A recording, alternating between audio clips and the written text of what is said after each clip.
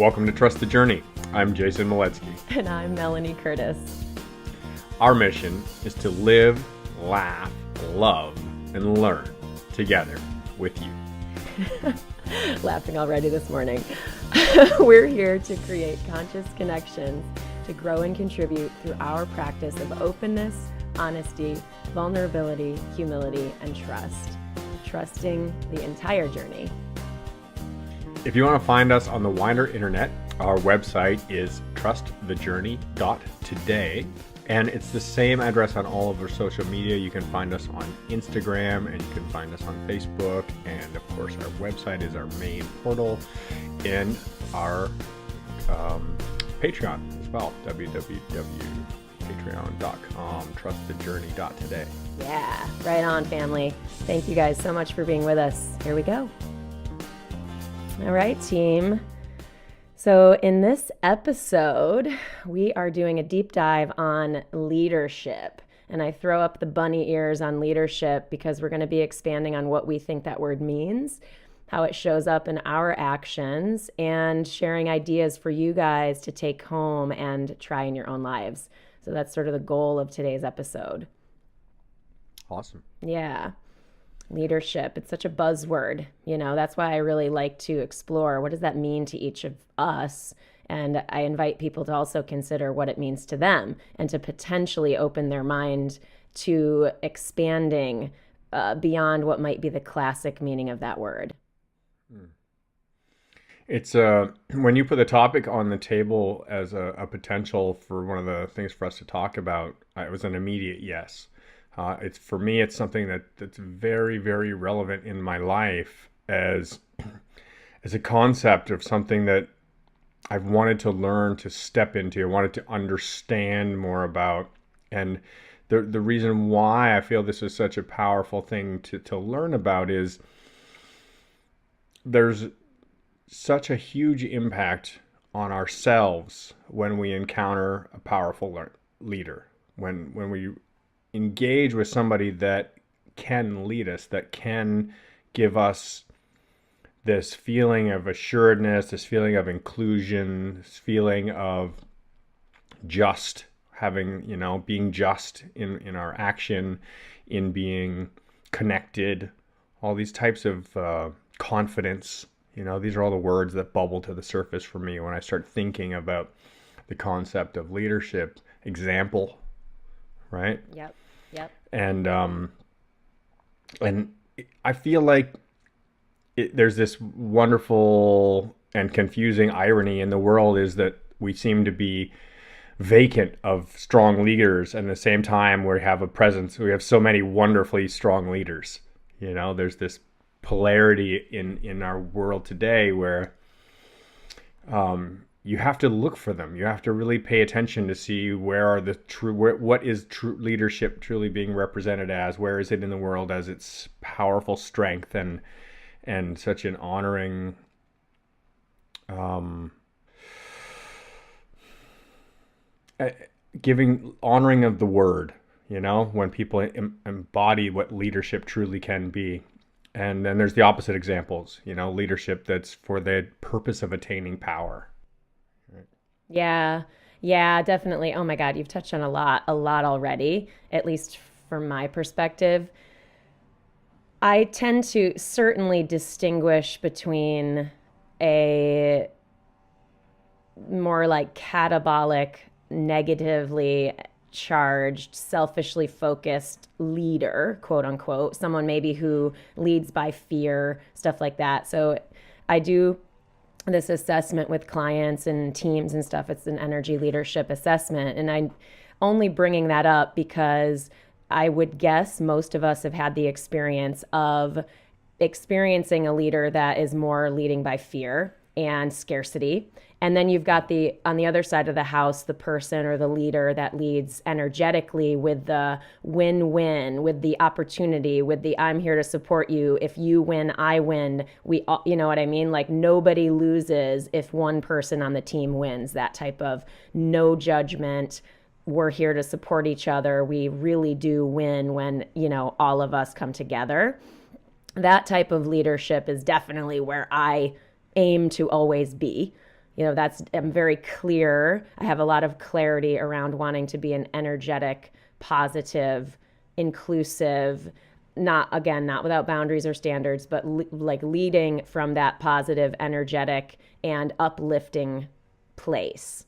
So I distinguish between the two because, yeah, and this is also distinguishing that we're kind of starting off talking about leading other people and what our influence is on others.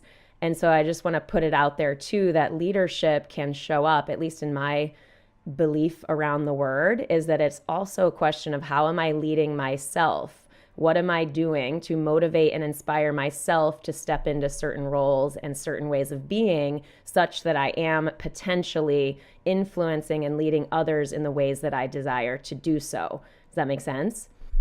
Yeah, absolutely. Yeah. And I also very much resonate with that idea that, excuse me, the embodiment of leadership in ourselves is the starting point, right? Like that's the point where we can say, I'm going to take charge of who I am, and I'm going to make the decisions that guide me, that lead me to being the me I want to be, or be having the things that I want to have in my life, the people that I have, the actions, all the things in conjunction together, creating the whole self, are through our own action, and awareness of needing to be the one in charge. Of our own lives, you mean? Yeah, of our own lives. Yeah. Yeah. And it's such crazy, right? Like, how many times in our life do we want to just like slough the responsibility of our own life onto somebody else and like, oh, just tell me how to do it, or just lead me, or just, you know, pass it on to our loved ones or our friends or family, and our partners. Yes, Right? yes. It feels so much less scary when we can share the decision making responsibility or the influence piece with someone else than if it kind of theoretically fails. And I say that with some bunny ears, fails. I don't really believe in that. I don't really believe in failure at all. I really believe it's just opportunities to learn and grow. So, anyway, I bring that up because it's true. It is true. When we make a decision wholly and fully for ourselves and we stand in our values and we stand in what we believe in and stand for, that takes courage. That takes serious courage. I bring that up because one of the things that inspires me about this day and age is how available and possible it is with the internet, with podcasts, with YouTube, with Facebook, with the fucking Twitters or whatever it is, but like all of the ways that we truly as individuals are supported by that and can rise into leadership if we so choose. And I mean that in terms of standing in our values, standing for a message, having the courage to be out there in a message, having the courage to create from the places that we care about, having the courage to post something that matters to us, that incites a conversation for others, that might plant a seed. Like all of that stuff is wildly inspiring to me. And that's partly why I've been able to be in business for the way that I have been in business as an entrepreneur and a creator and a coach for this many years, is because of that piece. Like there's loads more that inspire me about why I'm in business and why I choose to lead the life and do the business that I do. But that's one of the things that make me go, hell yeah, so much is possible if I just say yes to it and continue to challenge myself into that growth. Yeah, absolutely. The the what do we call it? Reservoir, the archive, the library, the volumes of information that is available right now is greater than it's ever been at any time in existence of humanity, right?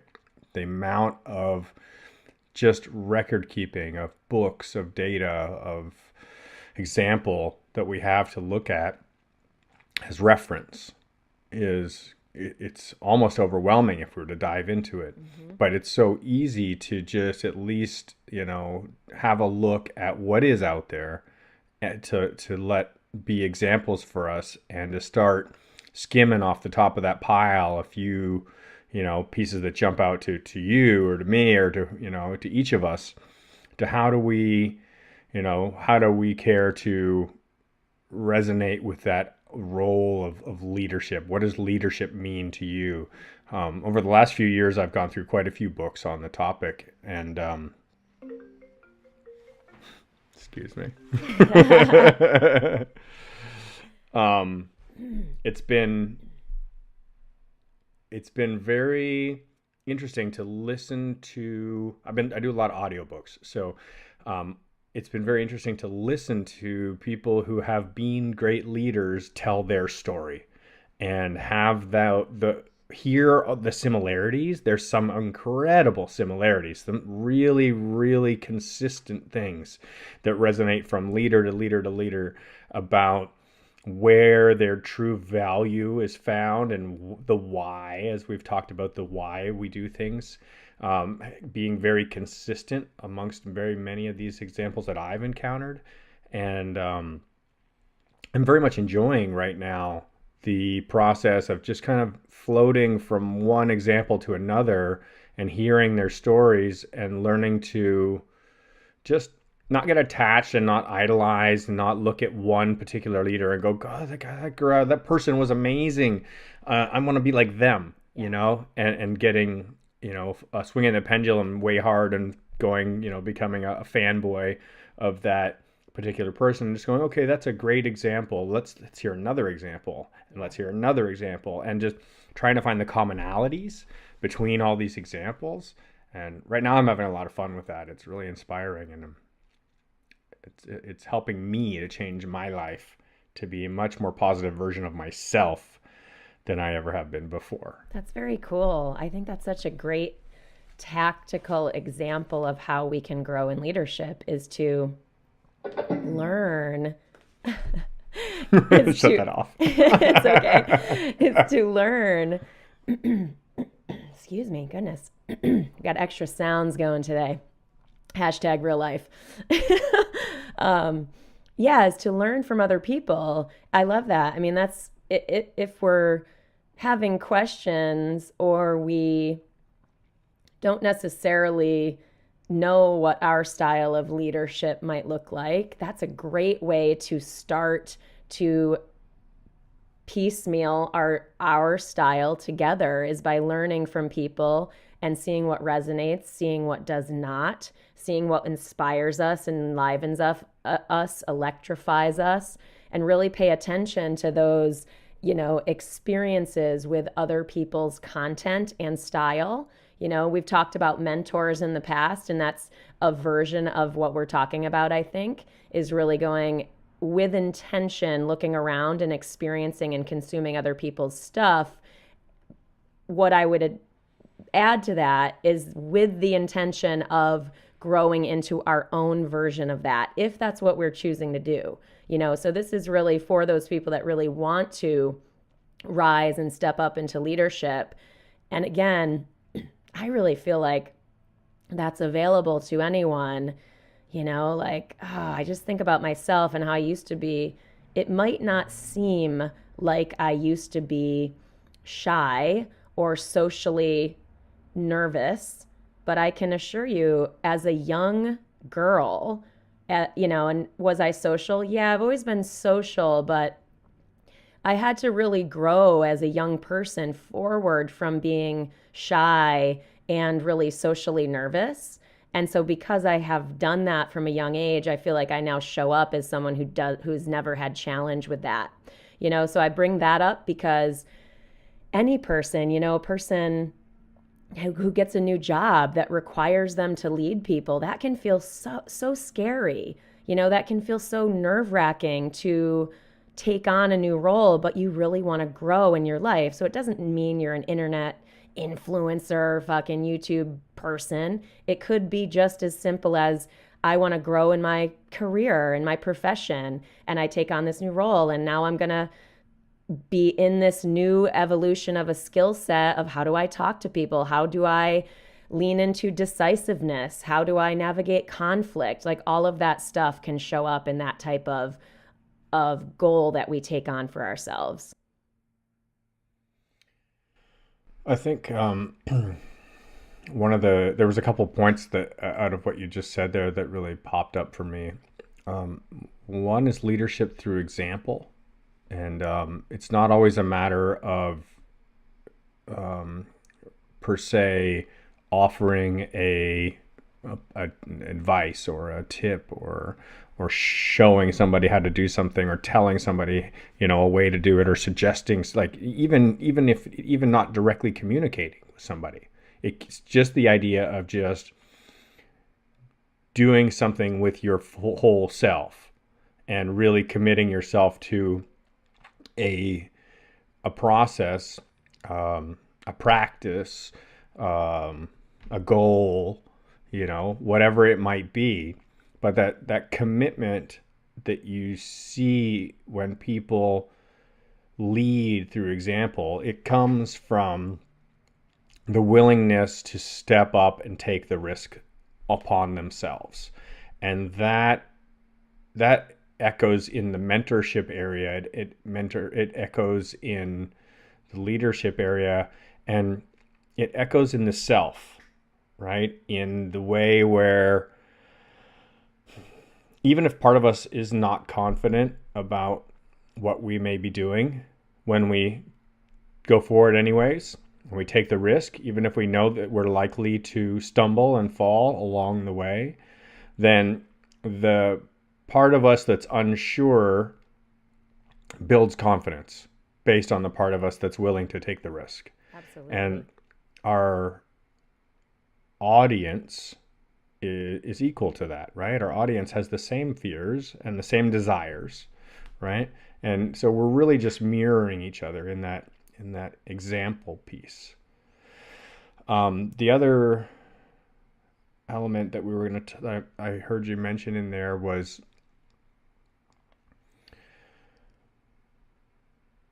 slipping my mind.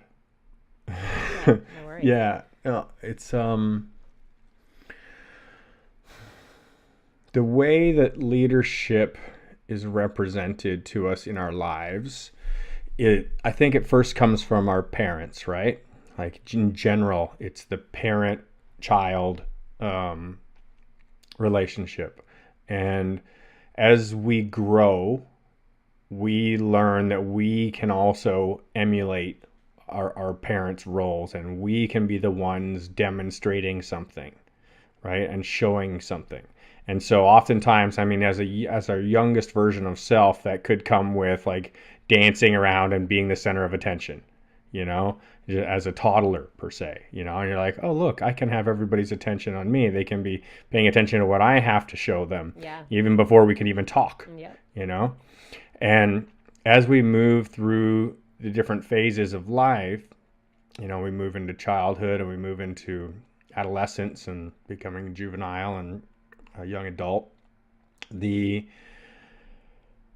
choices that we make about where we engage or where we choose to take the risk, where we choose to step into a version of ourselves that's going to try something that is going to take work. It's going to take effort. It's going to take a willingness to fail. It's going to take commitment. It's going to be a risk, right? It's coming back to the same point. I feel like the whole point of that experience of leadership is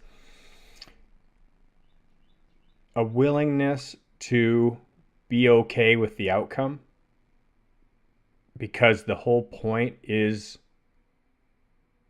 taking the journey, making the risk, just engaging the process for the purpose of self-development.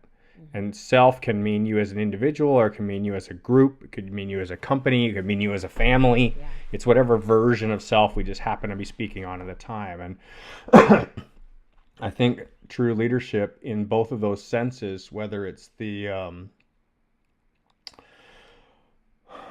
development of self through our life, or the what was the first point that I was talking on there?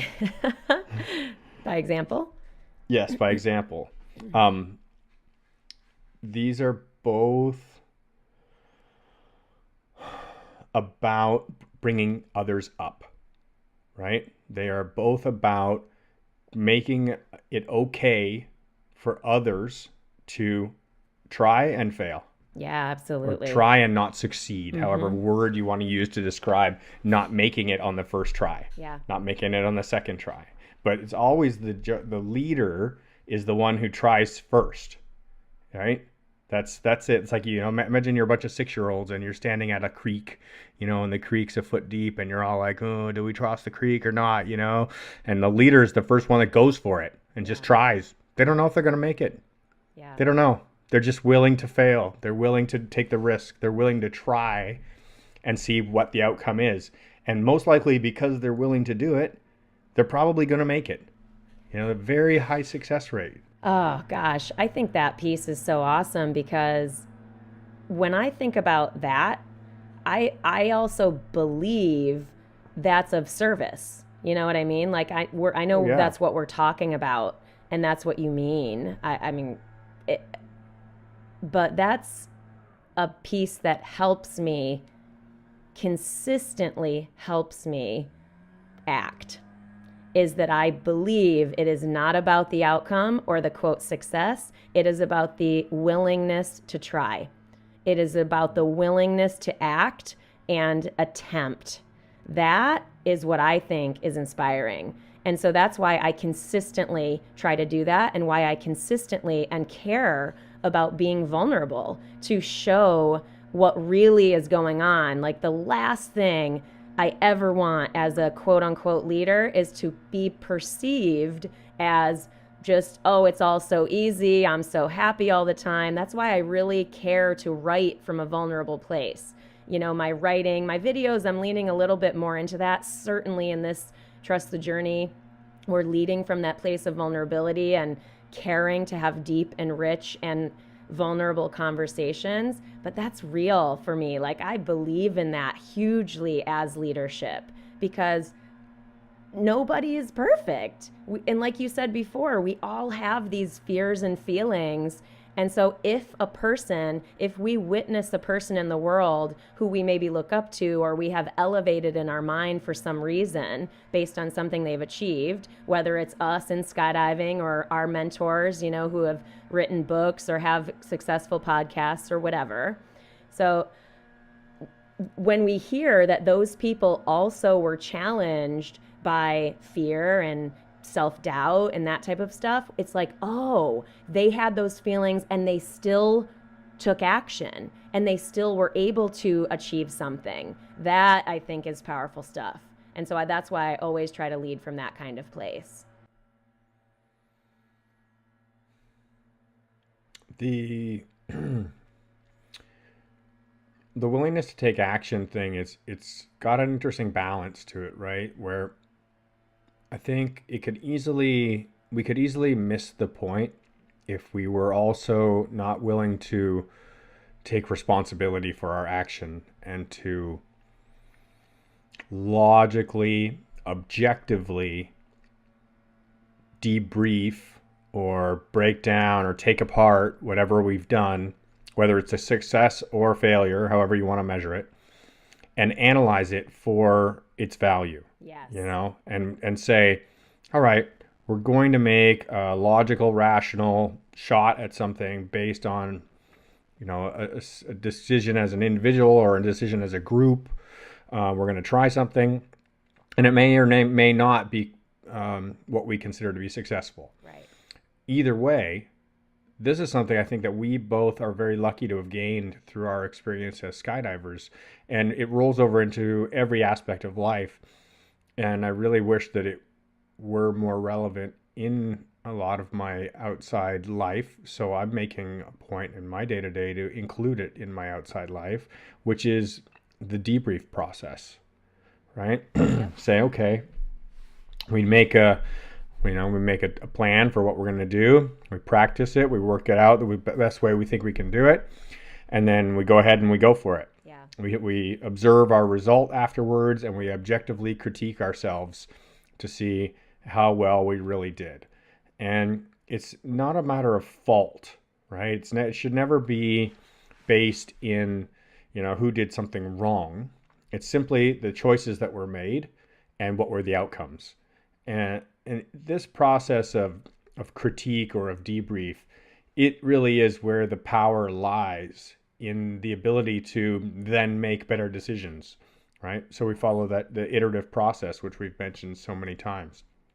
And this is truly it, right? It's the 1,000-mile march, right, to get us to where we want to be. And we never really make it all in one go and say, all right, I'm going to make one good decision and that's going to make me a great leader. And we're going to hurdle Right. all the obstacles ahead of us, Exactly. Yeah. I love that you brought that up because that's something on my list.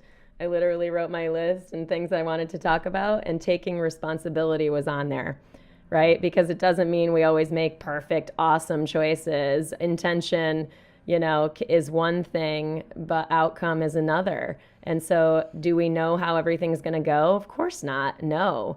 And so, yeah, sometimes we make decisions that lead to suboptimal outcomes. Maybe we don't have all the information. Maybe we just screw it up. Doesn't really matter what or why, but that is a huge deal, I think, in leadership is truly being willing to take responsibility for the choices you have made and be okay with screwing up and owning that stuff as a key and huge part of the teamwork process of growth, and truly in the connection process, building trust and building teamwork. A huge part of that is that being willing to take responsibility for what we choose.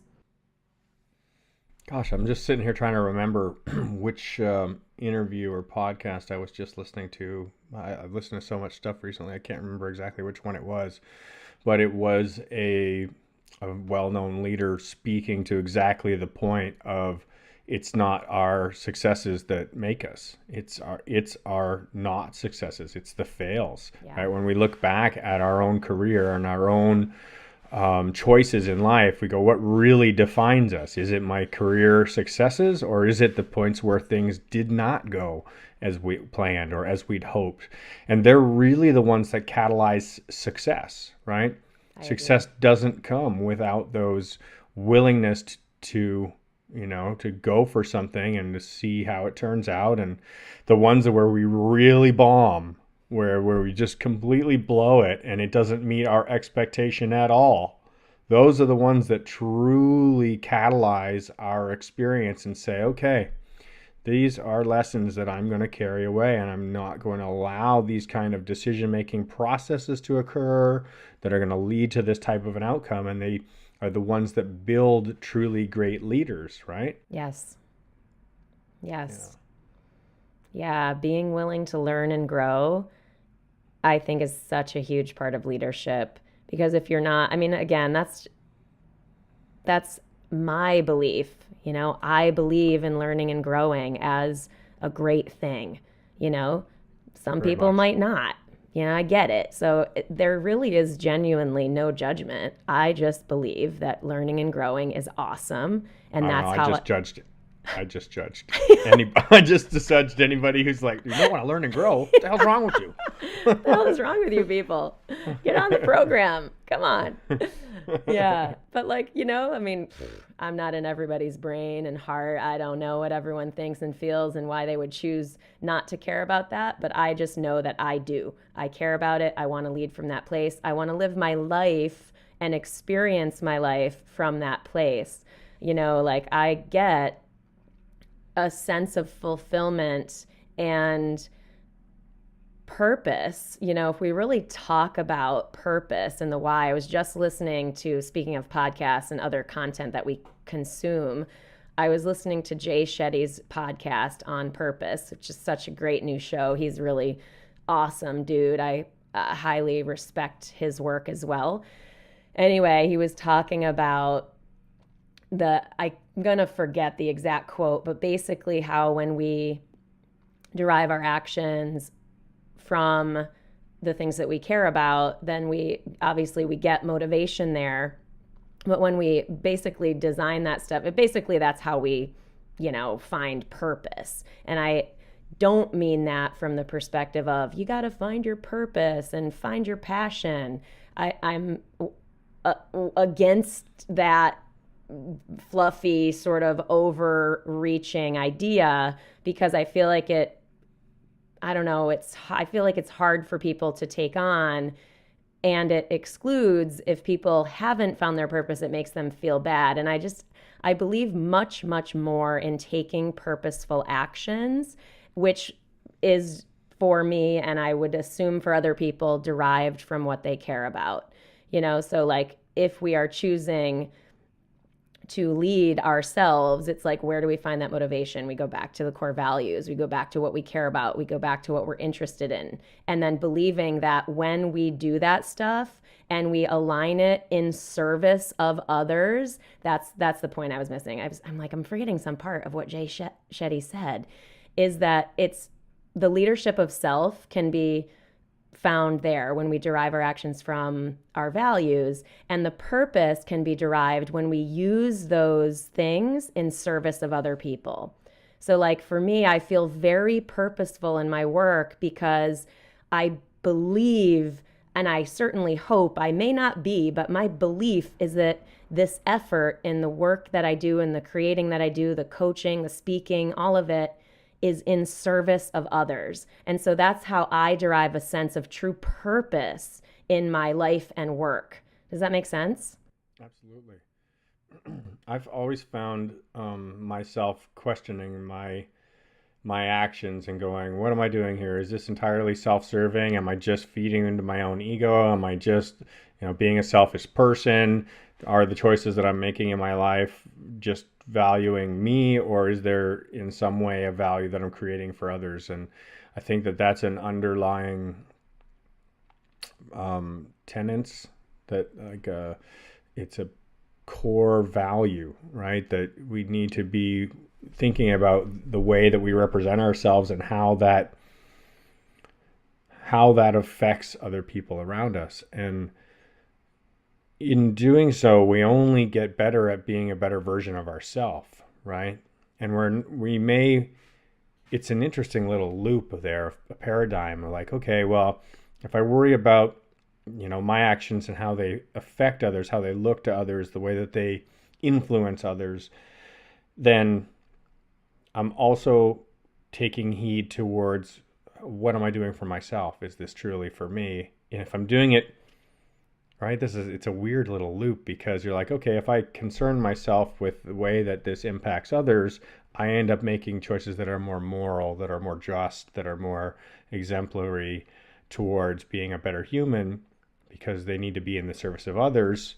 And in doing that, I end up being in service of myself in a positive way, right? Where I'm not just, greed is an example, I'm not being greedy. I'm not being selfish. I'm actually being self-loving, and I'm actually being nurturing to my better self by making choices that lead by example. Yeah, it's energetically higher when it's a win-win. You know what I mean? So it is an energetic positive to be only giving to others, where we're just being generous and giving, but there's no sort of reciprocal for us.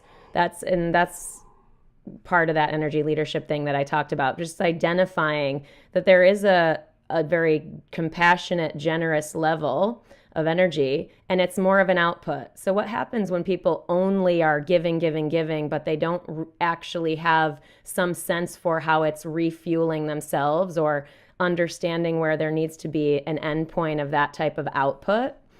Because again, it's really good, but nurturers, just mothers tend to fall into this, but lots of people, men and women, fall into this category where they will give, and then they'll reach a point where they run out of energy and they fall off the energetic cliff down to overwhelm and resentment. Like, why isn't anyone helping me? Like, so it starts at this really energetically positive, generous place. But when we overextend, we can run the risk of falling off the cliff energetically and being down into that sort of victimized, like, woe is me, I have to do everything, those types of thoughts. So if you're listening and you're hearing yourself in this type of idea, a way to level up that generosity to the energetic level is exactly what Jay is talking about, is this idea that we find the also, it could be a mindset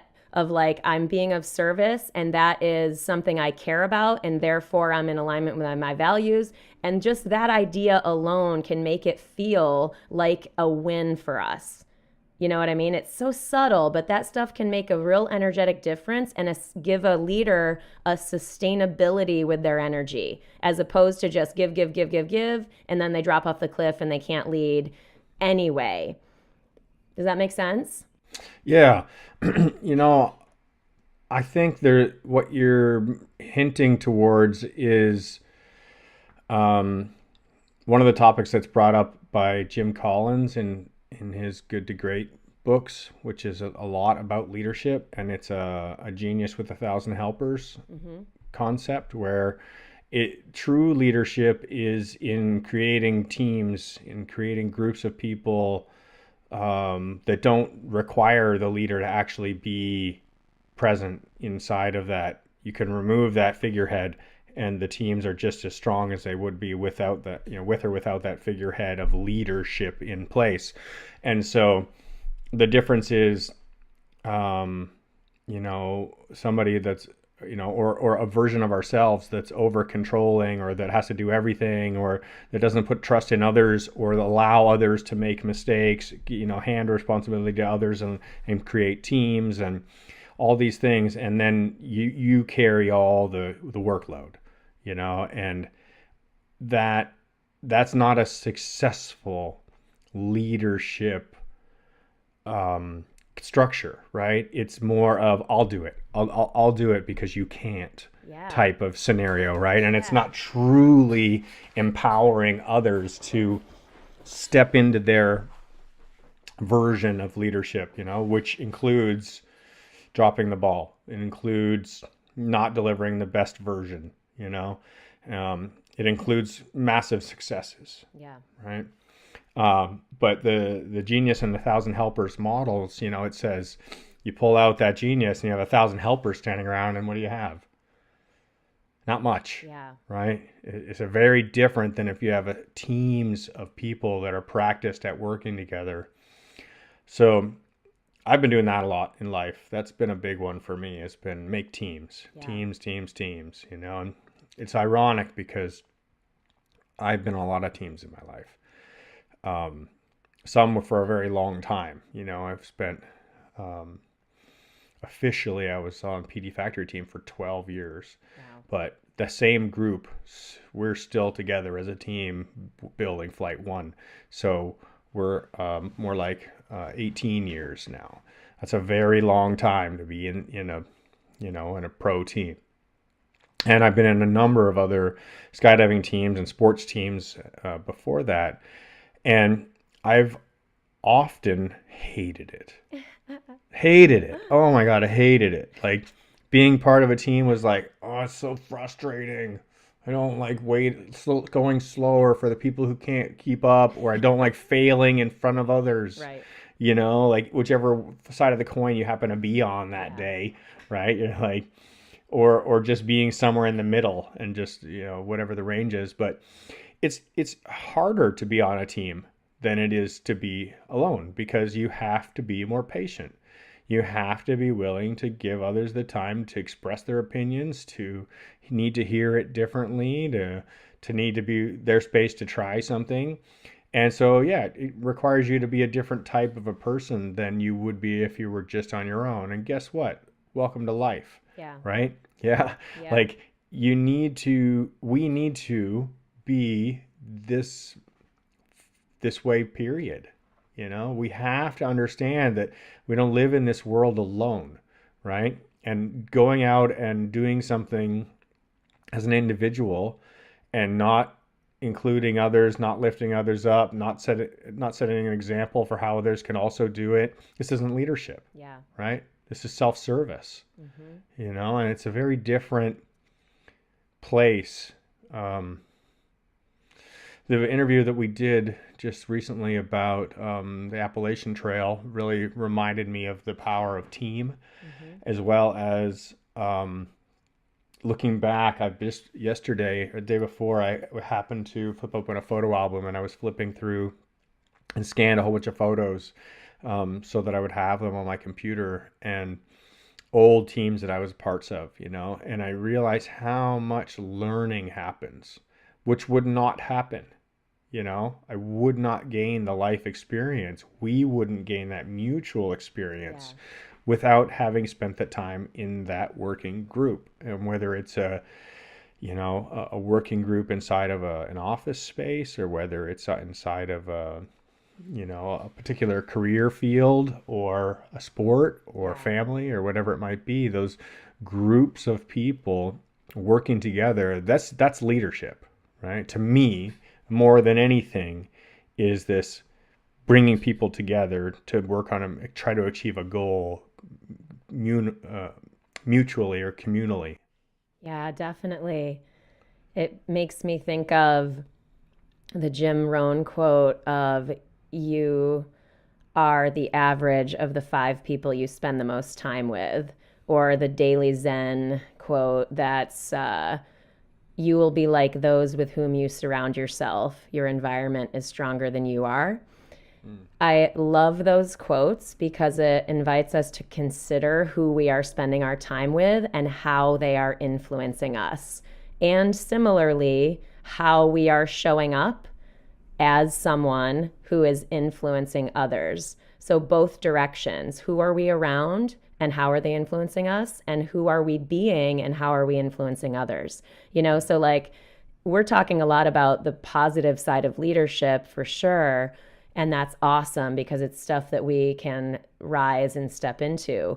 And in the taking responsibility side of the house, it's where are we maybe showing up not as powerfully, or maybe where are we showing up negatively? Where are we bringing people down? And where are we choosing to spend time with someone who might not be, a positive influence in our lives? What toxic relationships might be worth stepping back from because of that recognition of influence and environment? Absolutely. The negative role model, what is it? It's definitely not leadership, right? I don't think that word applies when it's in the negative. I feel like the word is in itself focused around the positive version, right? And that um, a role model that is in a negative space isn't a leader, right? They're not truly pushing on the surface tension to try and break through, to change the way things are for something that includes accomplishment or development or growth or even attempts. Yeah, I think that's the thing about determining and distinguishing what the definition of that is. I tend to think of leadership as the positive side of the house too. When I bring up the negative influence or environmental or interpersonal influences that take place that maybe are not positive, whatever word we use, it's more a recognition of that influence. So, Mm-hmm. like, theoretically, we are quote unquote leading no matter what we are doing. I could be sitting on the couch playing, whatever video game on my phone, and I could be leading myself. I could be teaching myself that I'm sitting around doing that. And it's not a problem. Like I have no judgment around that, but my point is like that's a thing. Those actions that I'm taking are telling me something. Those actions that I'm taking are telling the people that I live with something. You know what I mean? Mm-hmm. So it's I don't want to be that kind of leader, but my reason in bringing that up is that literally everything that we choose is in some form a version of leadership. It might be leading us down a path that we don't like or one that we wouldn't be or feel proud of. And on the other side of the house, it might be the one that is more in that courage space and where we feel very proud and glad to have challenged ourselves to rise. So it's more just like, doesn't need to be called leadership per se. It's more about how are we influencing ourselves and others through the actions that we're taking and why. So basically, what you're telling me is that you're leading whether you like it or not. Yeah, that's what I'm telling you. Oh, damn. That's what I think.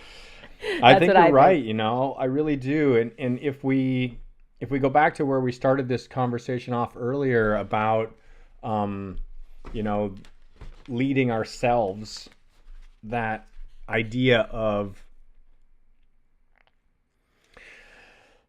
bringing ourselves to the version of ourselves that we would like to be. We do the same with the version of ourselves we wouldn't like to be, or the version of ourselves that we currently are that's unchanging and we're not doing anything about. And that's where I said I judge people for not being interested in growth and change, because I am a believer in the um, concept of inaction or neutrality is actually negative.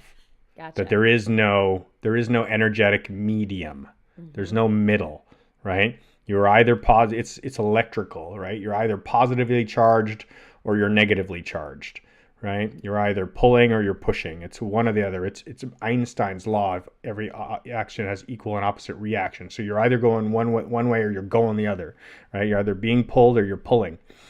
And so this, we've all been there. Oh man, I've been there so hard. Oh my God.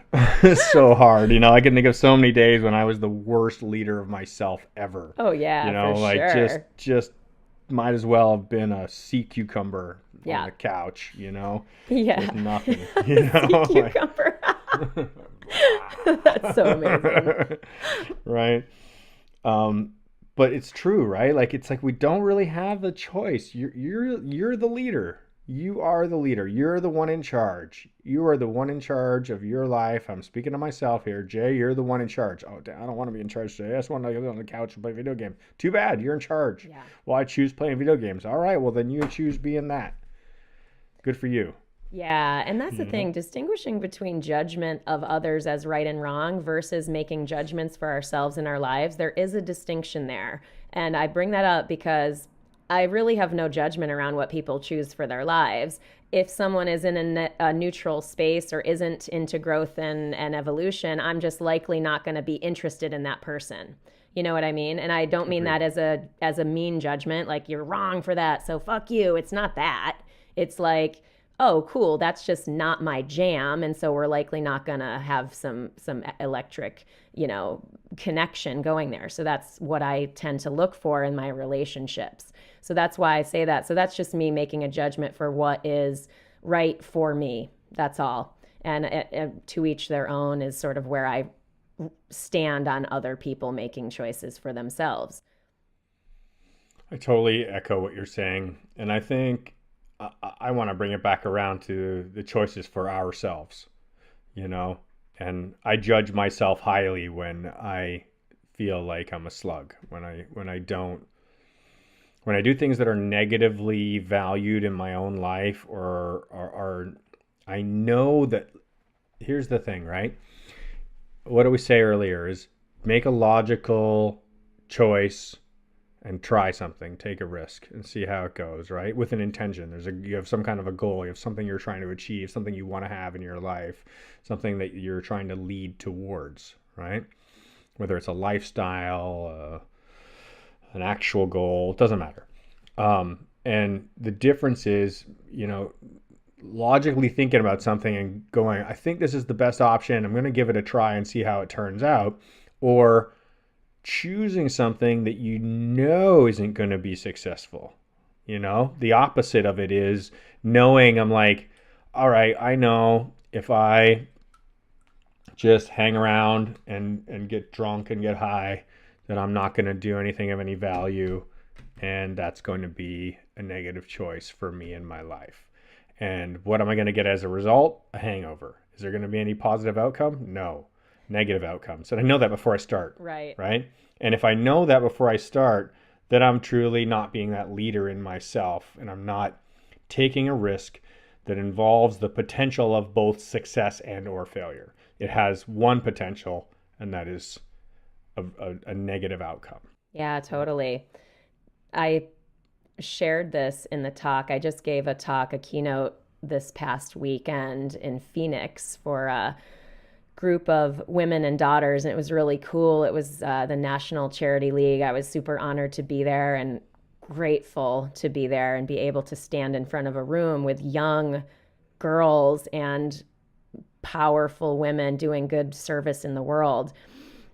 Two of the things that I shared, and this, I won't tell you the whole story because it'll just take too long, but two of the points that I shared was one was some things will feel harder than we want them to feel, right? Like it might not be or feel easy to make the different choice and lead ourselves in a new direction because we're used to doing things the other way, or it's scary, or whatever feeling might be coming up that's challenging us. So that recognition of that, just awareness of that, is that some things, growth, some things that we do and choose to do will feel harder than we want it to feel. Cool. And then secondly, we can do hard things. We can.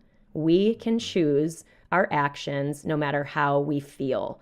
And that is something that took me a long time to really get, because I can easily go to a very scared, anxious place in my heart and want to just really go, oh, I'm going to self-care, and get in the loophole of that. Now, trust me, I stand for self-care. So I'm a believer in be brave, rest, repeat, right? I used to be in the like, be brave, be brave, be brave. And then I would exhaust myself. I didn't have that balance, that polarity of supporting myself. So through my experience, I've had to learn that. So for me, it's been a shuttling back and forth between that doing hard things, acting differently in the face of my feelings and fears, and also recognizing where and when I need self-care and balance to that effort. Does that make sense? Absolutely. Absolutely. And you're so on point, you know. We can do hard things. We We can can. do incredibly hard things. Yes, It's we can. It's so crazy. amazing. It's Yeah. exciting to me. Yeah, it's amazing what we can do. And it's not that, you know, I think one of these things, so here's, you know, the segue back to leadership as a whole is how many times have you looked at somebody doing something amazing and going, oh my God, that's amazing. I would love to be able to do that. Yes, You can do it, you right? It's a can. we can do it. We can Yes. do that because it's really just a mindset that we're going to do this. I'm going to do this. She's going to do this. He's going to do this, you know, whatever the version is. And it's really just a choice, you know, to Mm-hmm. come back around and say, yeah, I'm going to do this because it's going to be hard. Yeah, Hard's different than can or can't, right? As soon as you totally. say can't, you can't. It's done. It's over, Mm-hmm. you know? One last thing I'll share on that because I think it was so awesome is that I was listening to Lewis Howes' podcast, who I love, Mark Manson, who is the author of The Subtle Art of Giving a Fuck, of Not Giving a Fuck. The Subtle Art of Not Giving a Fuck. He's super awesome. He has an amazing blog. He writes really great stuff. I relate to him a lot because he says, my writing is a version of public therapy. A lot of my writing I feel like is similar to that because I get most vulnerable in that area of creation. But anyway, as I mentioned earlier in the show, but why I bring him up in this particular episode is because he and Lewis were just talking about some big project that he took on. He was writing his own book. He was helping Will Smith write his book. He was running his blog, which has 2 million readers, and he was, doing an Audible project or something as well. So anyway, that's a lot of shit going on. And that's theoretically something really hard to do. And he was talking about how he had this conversation with Will Smith and how he's like, dude, how do you do it? And his answer was, you overcommit and then you just do it. Like, now I wouldn't always recommend this because then you have this overwhelmed life. So I recommend personally balance to this, but there's something really badass in the idea of committing to something that you're not sure you're going to be able to do. Oh, yeah. I Oh, yeah. fucking dig it. I'm going to go with one of the, it's actually on your inspiration. I watched Brene Brown's recent Netflix show and or special, and I thought it was great. She's wonderful. I love her hilarity. I can totally see why she resonates so much with you in the comedy sense. And I love the intention of be courageous, be vulnerable, and you will be accepted every time, right? That conceptual idea of just being real, being raw, putting it all forward and going for it all the time. It's so easy to relate to people when we act in this way, when we just go, I'm just going to be the full version of me and I'm just going to go for it. I'm going to be honest about it. I'm going to be real. And it includes success. It includes failure. It includes average, mediocre stuff. And it includes me being terrified and it includes me being, terrorizing, Yeah. Yeah. And it goes in every way. Oh, And it's awesome. I love it. Well, I feel like that's a perfect segue to what we're experimenting with. Oh gosh, I didn't even really think about this. I'm like, I'll have to think. I feel like I'm going to just share that I'm purging. I'm like my physical stuff. I'm not doing Marie Kondo type purging, but I'm in an intentional zone of, again, releasing stuff and intentionally looking at my things and being heartless with my things. I've done that in the past and it has totally served me to lighten Okay. the energetic load of my life by lifting some of that energetic just the stuff off my life. So this is not new, but I'm in a new zone of it, so I'll keep you posted and let you know how I feel, but I'm excited about that. I've done so much of that in the last year. You have no idea. Like literally picking up every single thing that I own and evaluating, is this something I've used in the last year? That's Do I awesome. have plans to use it in the next year? No, it's gone. I That's don't so need it. It awesome. can go away. Hardcore. And it's great. It feels awesome to have that lightning, the static energy, it's trapped, it's like kind of dead circuits in a circuit board that aren't doing anything. They're Yep. they're they're draining our energy, but they aren't really doing anything for us. I'm going to share something that has is being continually reinforced to me through multiple means. It's coming at me through my studies of math and science. It's coming at me through my deeply spiritual studies. It's coming at me through my endeavors into learning about leadership. And it's coming at me through my engagement in the process of my own creation of self and my engagement with others through my work ventures, my personal ventures. One of the most powerful things that we can do for ourselves is create structure. And so Awesome. I'm working very hard to be diligent to structure in all areas of life and finding the balance of structure in many ways that I haven't done so before. So everything from being conscious about what I'm eating, when I'm eating, how much I'm eating, all this kind of thing, like structured diet, to structured exercise, to structured time allocation for how much am I working, how much am I playing, how much time am I spending inside, how much time am I spending outside, how much time is social with friends, how many times do I eat at home a week, how many times do I eat out a week. Nice. Just the more, and so, like I said, this is coming at me in so many ways and continually being reinforced with vigor that the more structure that we create for ourselves, the more freedom we have. And now this seems completely contradictory to hear that statement, but it is entirely true in the sense that the more structured I am about what I choose to eat or not eat, the healthier I find myself being. The more structured I am about when I exercise and how much I exercise, the stronger and the better I feel. The more structured I am about how much I go out to eat in a week or not, is the more money I have or don't. The more I structure social time and interaction with others, the more I feel contented as a person and able to share my thoughts and my ability to both spend time alone and be introverted and productive, but to also be freely integrating with others and feeling inspired to share time with others.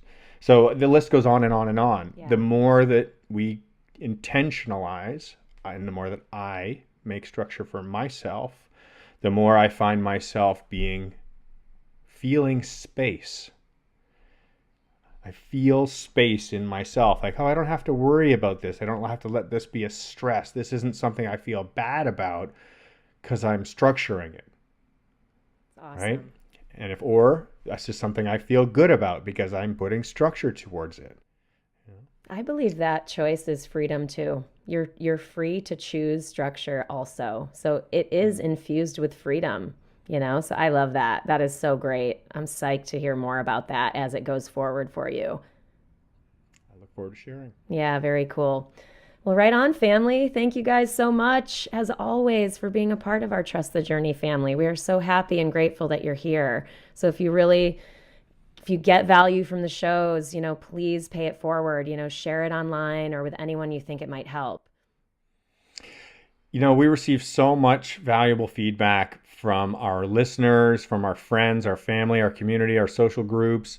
It's such an honor to be part of this bigger family and to be involved in providing the service for each other, because it really is a circle. It's not just Mel and I sitting here, putting out. We're not just sending energy outward. It is coming back on a daily basis. We're receiving messages, emails, comments, feedback about how much value people actually are getting from the work that we do here. And so I would like to say thank you for all those comments and feedback, because they really inspire us as a team to continue our energy into this project, because it is not a moneymaker. We don't survive off this at all, but some of you do contribute, and it really does help support us financially. You all contribute. Some of you contribute financially, some of you contribute through your comments and your feedback and your thank yous. If you want to be one of the financial contributors, Patreon is the place. On our website at the bottom, there's a big orange button, donate here, donate on Patreon, become a member of Patreon. And you can donate any amount you want. And that will also support us to help do this more and more, because it is a big investment of our time to continue doing this. But it also includes you in a group, which we're so proud of. And I'm going to ramble a little bit on this, because I'm so proud to see our community in our Trust the Journey family, our Facebook group, stepping into leadership in themselves. We had so hoped that it wouldn't take long for this group to start fostering its own energy. And now we can see inside of the shares this space of positivity, that we don't have to be the leader to say, the first response or an answer to how to potentially navigate a challenge, And so the leadership is exemplifying itself inside of that group, the Trust the Journey family. If you want to be a member, you can join on Patreon, and we'll include you in that group. Oh yeah, I echo every bit of that gratitude and every bit of that acknowledgement. And for real, guys, however you are inspired to be with us, whether you just listen or you share or whatever, all of it is awesome. And we really thank you for being with us in all the ways that you are. We love you. And remember, keep laughing, keep loving, and keep trusting the journey.